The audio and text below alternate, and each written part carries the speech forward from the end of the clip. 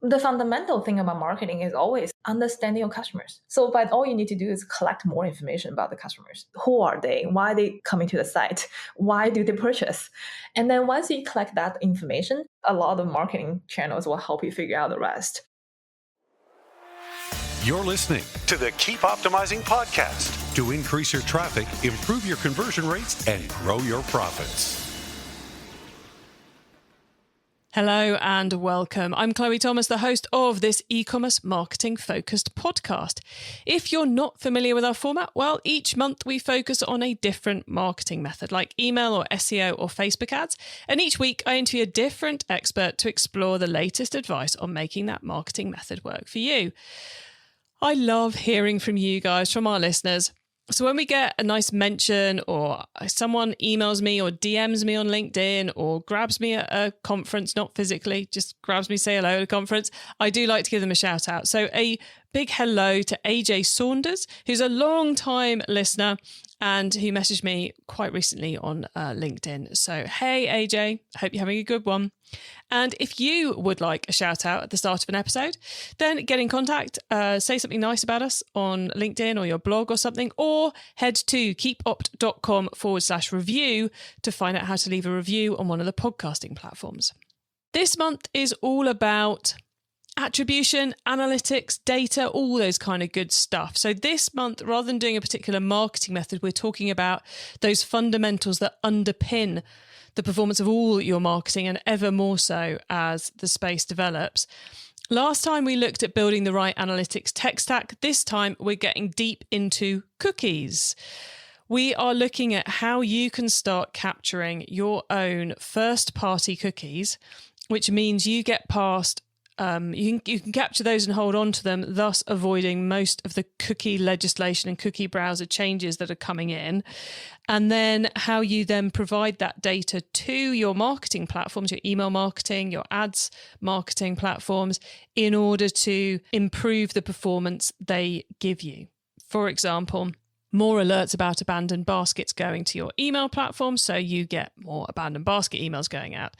More events data being fed into the Facebook ads algorithm, thus improving the performance of the Facebook ad activity, and thus, in both cases, bringing you more sales.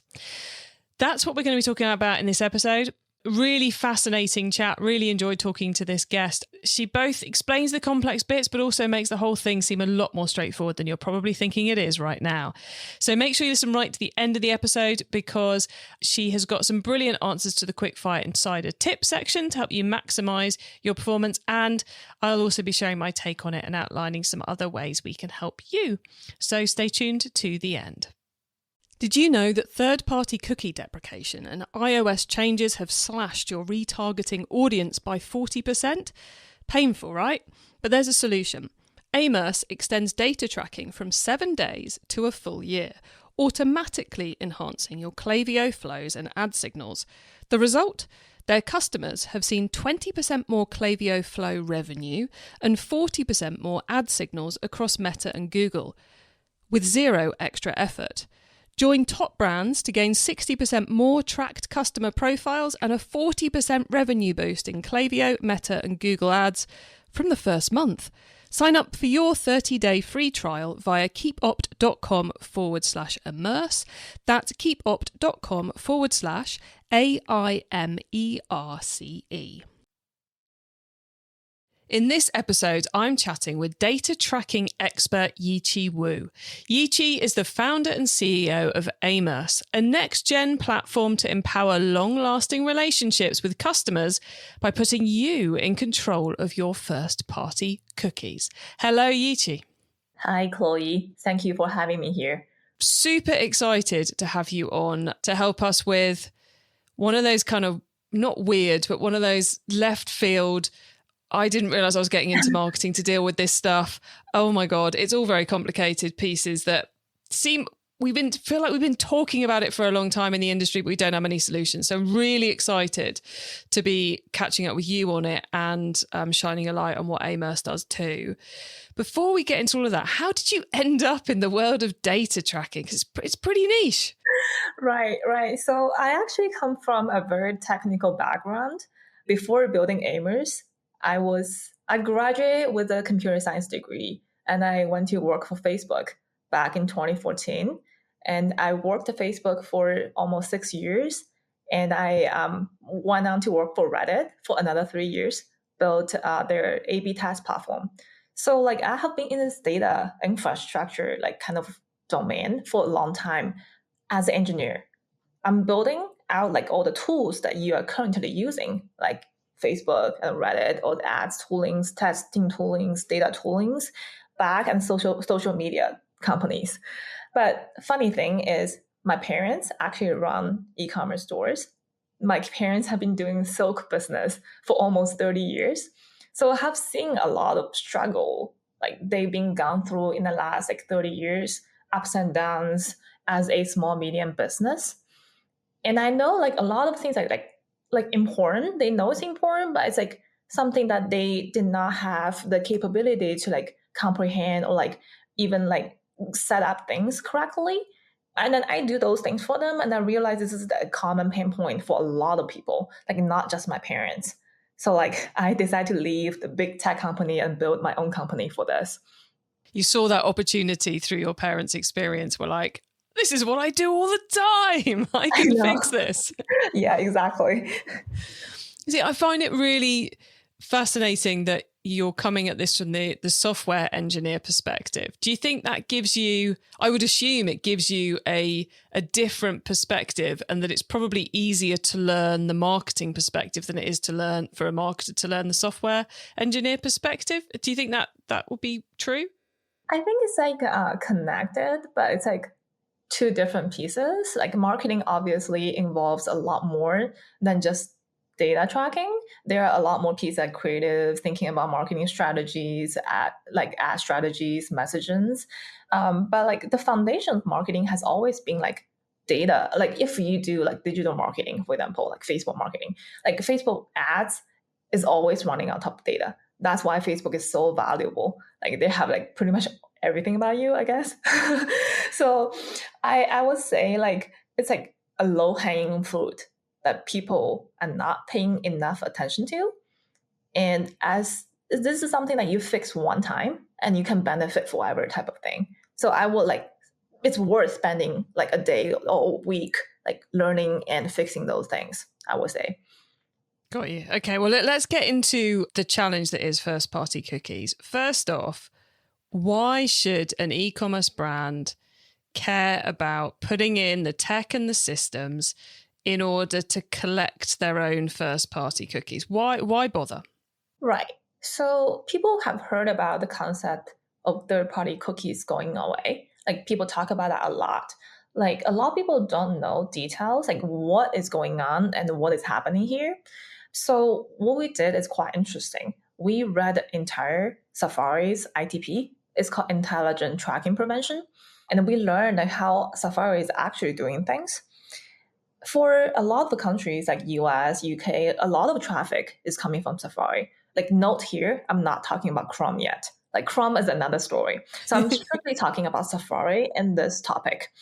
Safari, on the other hand, has deprecated third-party cookies about a few years ago. And as a result of that, if you read the tracking prevention, you will know that Safari deprecates cookies if it's not set on the first party every 7 days. So cookies are getting refreshed on the browser every 7 days. That meaning that you can only track a user only within 7 days. Beyond 7 days, you lost the tracking already. If this person comes on day one and give you email, and they come back, like say 2 weeks later, it will be shown as an anonymous user to you. So you lost a lot of opportunity to send them like emails, to remarket to them, to send those data to Facebook, train the algo, like so many things that you cannot do because of that. That's the whole reason why first-party cookie is the solution to that. Because Safari, this is the only thing that allowed by Safari to stay on the browser for 1 year instead of 7 days. So basically, if we get down to the nitty-gritty, which thankfully you've done for us, so we don't have to do it, Yiqi. If we get to the nitty-gritty, if we want that rich data to power our personalization, to power our automated marketing, to give us rich insight on our customers, we need to start doing what we've relied on other people's cookies to do for all this time, what we've relied on the Facebook pixel to do to drive our ad data, what we've relied on our email system to collect for us. Presumably then we just need to install some software and then we can start collecting this ourselves. And then can we integrate that, provide that data to anyone then once we've caught it? Is it a bit like you can sync an email list with Facebook, you can sync your cookie list with Facebook? Exactly. You are very on point. So like the moment you collect all your first party data, they belong to you. Like you control them. Instead of like, before Facebook is collecting all the data as a pixel on the website and then you don't process them yourself. But like the general trend of the public is going to be like, hey, like we want you to own the data and you have the control to share, like for example, like email marketing systems, Facebook, Google, or other marketing channels you currently like using. And then that's gonna give you more, like first of all, more data to send to them. Second of all, like more control of what data to be shared and when to share. That's actually for the better of a more privacy focused like internet. Is there ever a case where, and this is probably way left field, so feel free to tell me I'm totally off on one with this, Yiqi, but is there a scenario where we might start doing something with the cookies ourselves, or is this more a case of us gathering the data on our sites to then provide it to our suppliers' technology to enable things to be done for us? I mean, you are enabling the cookie yourself. The first party cookie, the definition of that is this is set by the domain directly and used by domain directly. This is not going to be shared with any other third party websites, which is like, before you probably have experienced, like if you visit, like say the shoe company and then you went to another blog and the shoe ads showed up to you, right? The reason why they can track this kind of behavior because there's a cookie on the browser that follows you around. And they know what things you have visited, they know like things that you have seen, and they're sharing data with each other. And then that's how they like kind of like got you, right? And then this kind of behavior is going away. So like this cookie is only set by the domain, only used by domain. And this is not shared with any other third party at all, unless you want to share that with Facebook. Unless you want to share that with Google. So your question, like back to your question, you are asking, do we need to set our own cookie? I mean, you are doing that like by, like for example, using Aimerce or using other tools, you are actually setting a cookie on your domain for your domain. Thus putting you in complete control. So what therefore is the likely impact of having this in place? Because I get we've taken control of our data. We know what's happening with it. Right. But why? It's like data's great, but what are the likely results we're going to see from this? It's quite amazing. Like people like did not know that you're losing so much data because of the cookie loss. So we have, from our clients' experience, we've seen like they can get up to 40% more events than what they had before with the third-party cookie. Events means all the behavioral data on the website, like add to cart, checkout started, add payment info, all these kind of information, behavioral information. Those are super important because, like for example, you can think about one checkout started event as equivalent to one abandoned cart email. Like this is how much money you're losing on the table. Got you. So literally, because we're going to track so much more activity, and it all gets tied together correctly because the cookie lasts for 12 months, then if we've got the automation set up, if we've got our ads running on the media platforms, then we're going to get better results because we're feeding the algorithm with more, or we're literally triggering more email sends. Exactly. Like for email send, it's very easy because one extra event is equivalent to like one extra like browser abandonment or like cart abandonment email. For the ad side, it's a little bit indirect contribution to the final results. So what Facebook does is they will take all the events data and all the events data, like for example, like the things I mentioned, add to cart, checkout started, all the events data will have the customer information in it. like name, email, phone number, Facebook cookies, FBC, FBP cookies, and like address, date of birth, all this kind of information, right? So Facebook will use any of those information to match to a Facebook user. And then if anything can be matched to a Facebook user, then they will use that kind of data to train the algorithm. And that's how they do ads targeting on Facebook. So the whole concept is around like the more data you send to Facebook, the better they can train the ads algorithm, and the better you can achieve ROAS on performance marketing. It seems like such an obvious thing to do to me. And that's at the moment, whereas as you were saying earlier, at the moment, there's all the legal stuff going on, but more importantly than that, there's the terms that Safari have changed, which if someone's on their Apple device using the Safari browser, we're screwed, basically. But using a tool like Aimerce, we see you're able to get that 40% uplift in event tracking that then you can feed in, and then the big impact comes from that. Chrome is the other most popular browser in the world, is a whole other story. It's a whole other story, for sure. Where we're kind of, Google's playing with it, aren't they? We're still waiting to see what they're actually going to do. So the 40%, that's a drop in the ocean of what potentially could be coming down the line as these big tech companies change the game for us. Yeah, exactly. So like, I feel like the whole internet is going towards this direction anyways. Like Google is going to do something, like they have changed their decisions a few times, which is confusing. but not unusual for Google. For sure. I mean, like if you think about Google, most of the revenue depends on ads. So it's like very sensitive to them as well. It's understandable that they're taking this very cautiously. So like we'll see how they do, that they come up with a plan in the next, I guess, like 6 months of time, like they say early 2025. And they propose a solution to let user opt in and opt out. That's an interesting approach, I would say. Like we'll see how it goes.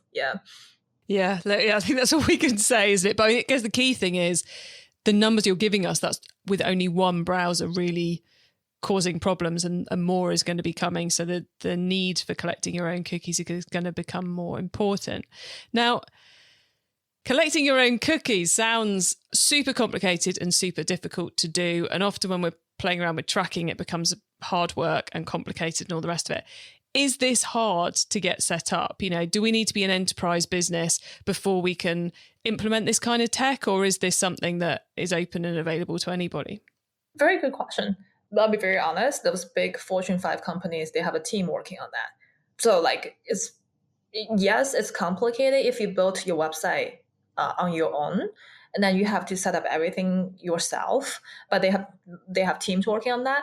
But for Shopify, like merchants, for merchants that built on top of a platform, for Aimerce, we directly integrate into Shopify. So it's like a super easy one-click installation, and we'll have everything set up for you. Like it's like set it and forget it tool, because we can leverage a lot of, like Shopify is your true first party. Like, you know, you're building on top of their infrastructure. So we can leverage a lot of Shopify infrastructure. We'll take care of a lot of things for you. So like one-click setup, like 10, 15 minutes, and you can benefit forever.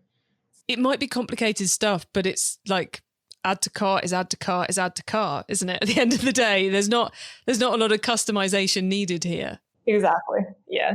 It's a standard setup for those Shopify merchants, or like if you build on other platforms, like it's the same. Yeah. And is there anyone it doesn't work for? You know, do you have to be a certain size of business for this to be worth doing, or should everybody be thinking about doing it? Great question. I mean, like this is something I would say you will see more benefit if you have higher traffic. Like if you just started, I would say there's a million things you should focus on instead of this. If you're in a stage where you're thinking about squeezing the extra juice and give your business an extra boost, that's a moment you should be thinking about this. Like not when you just started a business. I don't think so. I would say you need a minimum traffic for this tool to see the return on investment, I would say. Yeah. But of course, if you've got low traffic, a high average order value, and you're struggling with your Facebook ads, then it could be a great thing to install. But like you say, if you're starting out, you've got 1,000,001 things to do, and this probably doesn't hit the level. But if you're doing several million, this is probably a no-brainer. Love that answer. Thank you. Yiqi, what have we not mentioned that we should have done around this? What have I failed to ask you about that the audience needs to know about? Very good question. So like, I'm always telling my clients, like, let's think about those things as like going back to the fundamental, like what is marketing all about? Like marketing is like, if you think about marketing, the fundamental thing about marketing is always understanding your customers, right? Like until you really know your customers, like how are you able to come up with copies they are resonating? How you are able to like market good things to them? If you think about this, setting up the right cookies, collecting data about website behavioral data is all about understanding your customers better. That's like fundamental, pretty much the fundamental of marketing. For us, like I've been always telling my clients, the best thing you can do is to ask questions to your customers. Like either passively collecting data about like their behaviors on the website. Another thing is you should collect like email information or asking them questions why they're on the site. Who are they? Why are they coming to the site? Why do they purchase? And then once you collect that information, you can send those data to the marketing channels, and Facebook will help you figure out like who to target, like who are the people who are coming to and buy, who are the people who didn't buy, why they did not buy, right? You don't have to worry about those things yourself. Facebook's algorithm is so advanced these days. So but all you need to do is collect more information about the customers. And then a lot of marketing channels will help you figure out the rest. Obviously, you can do more advanced things yourself. You have like enough like the capabilities. For example, like you can do analytics, customer audience analytics for yourself, like really segmenting them and understanding who are they, where they're coming from. That's where like attribution is coming from. Like attribution is truly about like where are your customers coming from? Like why do they buy? And then if you understand that, you can scale your business a lot more smartly, you know? I do think we're going to be like maybe in 5 years' time, people will be, what? You didn't used to track first-party cookies? What? It's like, yeah, I know. It's going to be like, what? Why hasn't you had websites without email sign up? What? This is madness. I think we're going to end up in that space. So Yiqi, thank you so much letting us pick your brains about first-party cookies. It's been fascinating discovering how straightforward it is to do it now, most of all. So thank you for all those insights. Listeners, remember to stay tuned right to the end so you don't miss out on Yiqi's insider tips on attribution and my suggestions for more free resources to help you improve things even further in your business. Did you know that third-party cookie deprecation and iOS changes have slashed your retargeting audience by 40%? Painful, right? But there's a solution. Aimerce extends data tracking from 7 days to a full year, automatically enhancing your Klaviyo flows and ad signals. The result? Their customers have seen 20% more Klaviyo flow revenue and 40% more ad signals across Meta and Google, with zero extra effort. Join top brands to gain 60% more tracked customer profiles and a 40% revenue boost in Klaviyo, Meta and Google ads from the first month. Sign up for your 30-day free trial via keepopt.com/Aimerce. That's keepopt.com/AIMERCE. Okay, Yiqi, so far we've gone deep into first-party cookies. Now you get to wow us with your insider knowledge about the whole of data, attribution, analytics, all that good stuff. So for the following questions, your answer can be anything to do with that, which of course does include everything we've already been talking about. Yiqi, are you ready? Yeah, I am. Cool. Let's start with newbie advice. If we inspired someone to take their first step, what do they need to know to give themselves the best chance of success?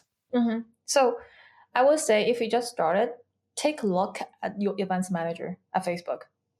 Take a look at your metrics in Klaviyo and look at the data. Does that match the data you're looking at Shopify? Very simple 5-minute check. And a lot of people are not doing that. Like check if the data matches. Like you may be surprised that you are losing so much data tracking here. Check that, and then you can tell me if this is worth your time, like resetting this and fixing that. So literally looking, how many orders did Shopify report? How many orders did Facebook report? How many orders did Klaviyo report? Do they match up? And the gap is the opportunity that you can potentially realize through the first party cookies. Correct. Orders, purchase, add to cart, checkout started, all these kind of lower funnel events, like to see if that matches what you expect. Is there any like gap? You'll be surprised, trust me. I think after listening to this, they won't be as surprised as they would have been. But love that starting point. Once you've started, of course, you've got to keep optimizing. So what's your favorite way to improve performance? Good question. I think we kind of mentioned that before. My favorite way of improving performance is like the do it and forget about type of thing. If you can have the foundation right, you can do everything right on top of that. If you don't have the foundation right, like you can iterate like thousands of creatives and you will be like struggling. So like I would say the easiest way, the lowest hanging fruit you can do is fix your data tracking and make sure your event match quality events manager at Facebook is high enough. You have all the data tracked correctly. You have all the data sent to Facebook correctly. And then your performance ad, you can focus on fully your creatives and the performance ads and product messages. Yeah, I love it. Get the foundations right. Set and forget. Love that. If someone listening wants to learn more, is there a cheap or free resource you would recommend? Actually, as an engineer, so like I like really technical stuff. Like I'm surprised that a lot of people don't actually see a Facebook's resource out. Like Facebook has a lot of documentations out there, which is like the most accurate things. Like you can read instead of reading like random blogs somewhere, like to get information.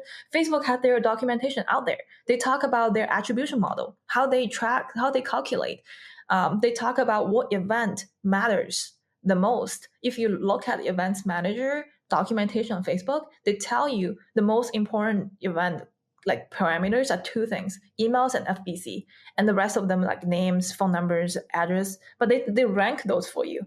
They tell you what's important and what does not. And, like these are like the most valuable documentations out there that people are missing out. It is mad, isn't it? People will just consume YouTube video and TikTok video and blog post about it, but not go back to the source data. It's mad. I love that advice. Okay, finally, crystal ball time. What's coming up in the next 6 to 12 months that we should be getting ready for? Well, we've kind of mentioned that. Well, patiently waiting for Google's change, and then we'll see how it goes. Like they said, early 2025. We'll see how that's going to be one of the biggest change on the internet, and we should be getting ready for that. Yeah, if it happens in 2025. But then every time Google changes their mind, it becomes that little bit less likely that they'll change their mind again. So I think if I was a betting person, I'd have my money on it actually happening in 2025. But yeah, it's going to be fascinating. And of course, if you get your first party cookie collection sorted out now, then you are ahead of the pack in terms of being ready for it, aren't you? Mm-hmm. Well, talking about that, Yiqi, we are nearly at the end of the show, so it's time to let the listeners know where they can find you and your business and get their first-party cookies sorted. Well, you can always come to the website. Our website is super transparent and detailed. Like, as I mentioned, I'm an engineer. You can know this is an engineer-built website. It's Aimerce.ai. It's AIMERCE.ai. And on the website, it has a link directly to my calendar. It's directly to my calendar, not my sales rep, not anyone else, just to me directly. So you can reach me there directly. Brilliant. So that is heading to Aimerce.ai, which is AIMERCE.ai, to find out more about the Aimerce solution and also to get directly into Yiqi's calendar to chat with her about it. Yiqi, thank you so much for coming on the podcast and explaining this opportunity. I think coming into this, people may think, first party data, problem, cookie, problem. No, not problem, everybody, opportunity. So thank you so much for coming on and talking to us about it. We really appreciate it. I love it. Opportunity. Thank you, Chloe. It's hard to think of a reason not to start collecting first-party cookies, all that juicy events data you can use to power marketing you've probably already got set up. Seems like such a no-brainer, and after this I will be going and Googling to work out how I can start doing it on my platforms, which aren't Shopify, so it's not quite so easy. Loved chatting with Yiqi there about what they're up to and getting the software engineer's perspective, which I think is sometimes something we really do need to do. So we were talking about putting in place software to enable you to collect cookies yourselves that are then data about your customers that you own, so then you can use that data with third parties like Facebook, Klaviyo, etc., to improve the performance of your marketing because you are feeding them more accurate data. Because currently, or so far, Safari has gone live, Apple have gone live with their changes to the Safari browser, which means essentially cookies don't really work anymore on Safari. They only last for about 7 days, or the third party sort do. And the Chrome changes are coming down the line, and more cookie changes are coming in our direction. But a lot of those are focused on third-party cookies, not on first-party cookies, hence the huge opportunity of collecting your own data. Okay, you can get our notes from that episode, plus the full transcript of the episode and more at keepoptimizing.com. You can also use our special direct episode short links to go straight to the right page on the website. Just put keepopt.com/the number of this episode into the URL bar and you'll be redirected straight to the right episode page. When you get to the website, you can also add yourself to our email list so you don't miss out on any of the other things I share to help you improve your business. Thank you for tuning in to this episode of the Keep Optimizing podcast. If you've enjoyed this episode, then do check out episode 224, which is immediately before this one, where we're talking about building your analytics tech stack, which arguably your first-party cookie capture would be a part. So I think that will help you build on the things we're discussing all this month. And you can find all our attribution episodes, which is kind of the term we're gathering all of these under, by scrolling up your feed or use the short link keepopt.com/attribution. Please do tell your fellow marketers about the show because I want to help as many marketers as possible to improve the performance of their e-commerce marketing. So that includes you and your friends. Have a great week and make sure you listen to the next episode so I can help you to keep optimizing your marketing. Access everything Keep Optimizing at keepoptimizing.com. That's with an S, not a Z.